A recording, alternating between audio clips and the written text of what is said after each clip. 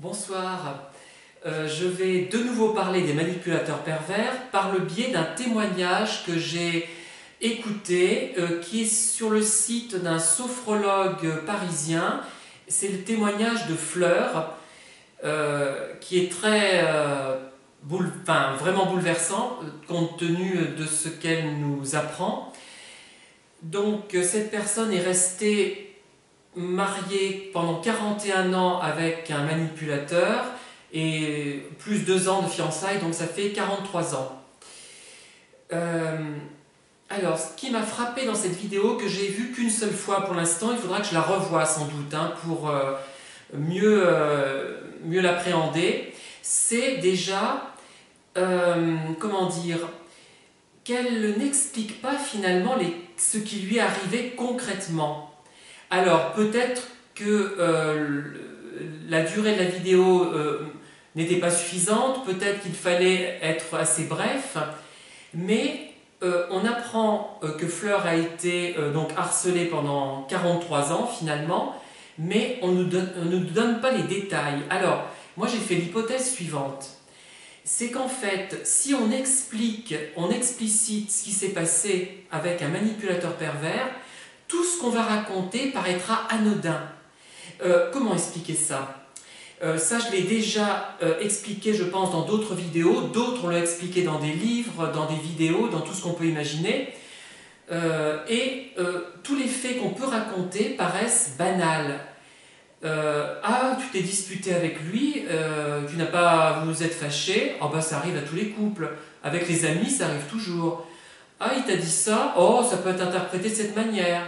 Il t'a dit qu'il était manipulateur, oh, il plaisantait. Il t'a expliqué qu'il portait des masques, tout le monde porte des masques, etc., etc. Vous comprenez où je veux en venir, je pense. C'est que quand on raconte ce qu'on a vécu, que ce soit avec un mari, une épouse ou un ami, simplement, comme c'était mon cas, on aboutit à quelque chose qui, pour une personne qui n'est pas avertie et qui écoute sans avoir effectivement de sensibilité particulière sur ce sujet, et que ça peut d'ailleurs agacer, je pense que ça peut paraître très banal ce qu'on va raconter, hein. Très banal, très anodin, et on se dit, bah, cette personne elle est chichiteuse, non, son mari était, ou sa femme, ou son ami, ou son copain était charmant. Voilà. Et donc vraiment, je pense que c'est peut-être ça, pour ça que c'est difficile à raconter finalement. Et être cru, c'est vraiment difficile dans ces cas-là, je crois. Moi, j'ai vraiment du mal. Et j'ai beau avoir été confronté à cette situation plusieurs fois, dans certains cas, les gens me banalisent un peu ce que je raconte, même quand ils sont eux-mêmes confrontés au même problème. Ça m'est arrivé, c'est arrivé il n'y a pas si longtemps. J'avais été mise à mal, enfin mis en difficulté par un manipulateur. Une autre personne de mon entourage l'a été par la suite, mais elle n'osait pas m'en parler d'ailleurs. Elle a banalisé un peu les choses. Et j'ai beau lui dire, ce qui t'est arrivé ne t'arrive pas avec d'autres gens, et ça n'a pas marché, elle n'est pas vraiment crue, elle n'est pas encore complètement convaincue. Elle commence à l'être seulement. Donc c'est très très difficile d'être crédible, d'être cru. C'est incroyable en fait. Voilà. Et moi peut-être que si je n'avais pas connu ce genre de personne, peut-être que j'aurais été pareil, hein. Je n'aurais peut-être pas approfondi. Alors aussi, une autre chose qui m'interroge dans le témoignage de Fleur, c'est le fait que son mari était homosexuel, a eu une liaison avec un homme. Et si j'ai bien compris, mais peut-être n'ai-je pas bien compris, elle n'a jamais eu vraiment de sexualité avec cet homme. On revient toujours au thème du pervers qui est bisexuel ou homosexuel refoulé ou homosexuel tout court. Il y a vraiment quelque chose à creuser. Bon, on peut se dire que l'immaturité de ces personnes fait qu'ils n'ont pas de cible privilégiée au niveau sensuel, sexuel et affectif, ou alors que toute proie lui est bonne, mais peut-être, moi je me demande quand même, mais je suis vraiment dans l'extrapolation. Je ne suis pas un psychologue clinicien, j'ai fait quelques études, mais pas suffisamment pour être sûr de moi, je n'ai pas envie de dire n'importe quoi, mais je lance quand même cette hypothèse avec prudence.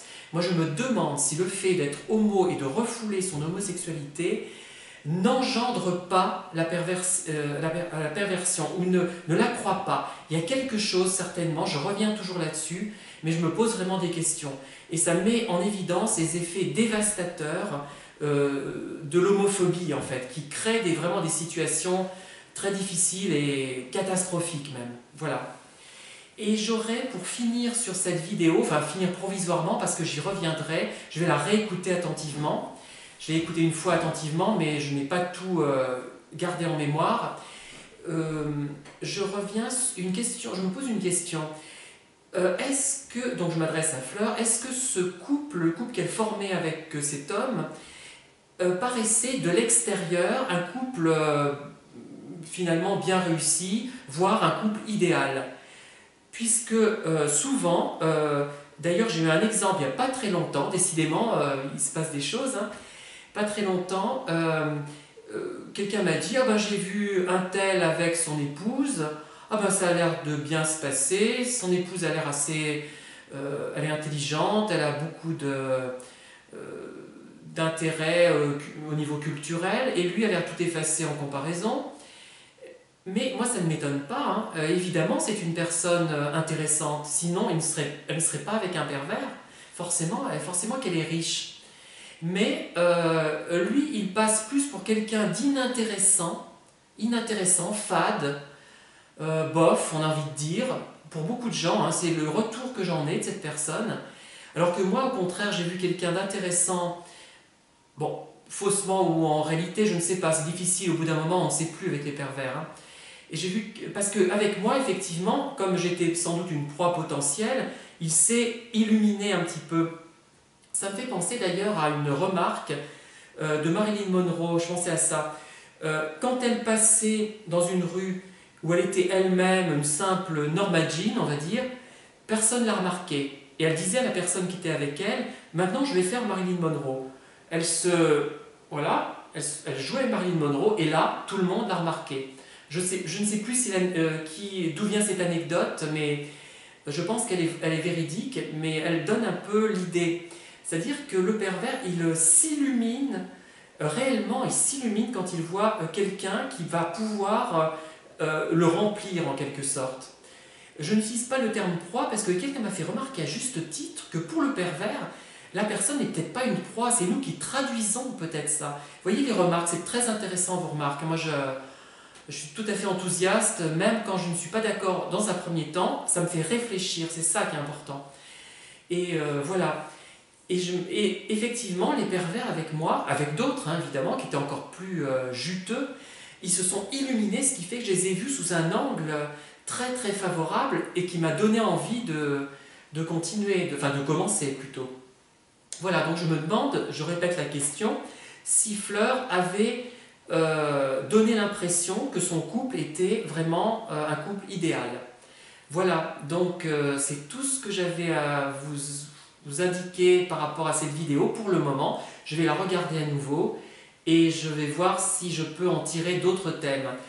Voilà, je refais des lectures en ce moment de livres que j'ai déjà lus et je vais lire des livres que je ne connais pas encore pour approfondir le sujet et d'autres sujets d'ailleurs, puisque je vais bientôt avoir des exemplaires de mes 2 nouveaux livres, je vous en parlerai aussi.